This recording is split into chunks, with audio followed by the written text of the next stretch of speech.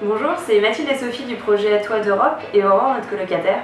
Depuis maintenant 3 ans, vous avez pu suivre notre projet Toit d'Europe qui consistait à aller dans les 28 pays de l'Union Européenne pour interroger les jeunes sur ce qu'ils pensaient de l'Union Européenne, ce qu'ils en attendaient dans le futur et comment ils imaginaient l'Union de demain. On a interrogé plus de 300 personnes pour ce documentaire. Tous ces témoignages, on les a donc insérés dans un documentaire et une web-série sur Internet. Le documentaire terminé, nous sommes partis le présenter à travers l'Union Européenne l'année dernière. On est parti en Roumanie, en France, en Allemagne, en Grande-Bretagne.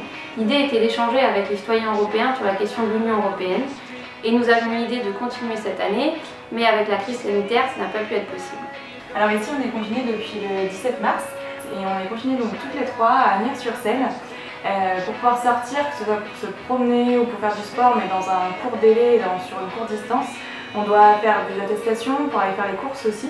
Les bars, les cafés, les hôtels, les restaurants, tout est fermé. Et donc depuis le début du confinement, avec Mathilde et comme beaucoup d'autres salariés en France, on télétravaille. Et ça nous intéressait aussi de savoir comment ça se passait dans les autres pays de l'Union Européenne.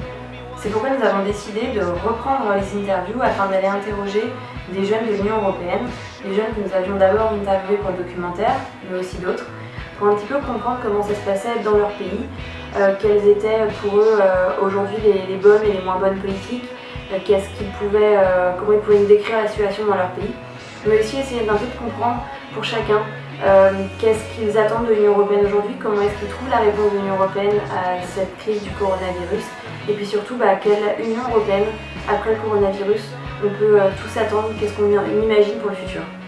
On a vu qu'au sein des pays de l'Union Européenne, il y avait eu des différences de politique qui avaient été prises au niveau du Covid-19, des intensités de confinement différentes, et également au niveau de l'Union Européenne, qui avait eu certaines difficultés à s'accorder au sein de l'Union Européenne. Alors dès cette semaine, vous allez pouvoir regarder la série de reportages qu'on vous a concoctés, issus de tous les interviews qu'on a pu faire avec des personnes déjà présentes dans notre documentaire Toit d'Europe, mais aussi des nouvelles personnes. Retrouvez-nous sur Facebook, Instagram et YouTube si vous souhaitez suivre cette nouvelle aventure.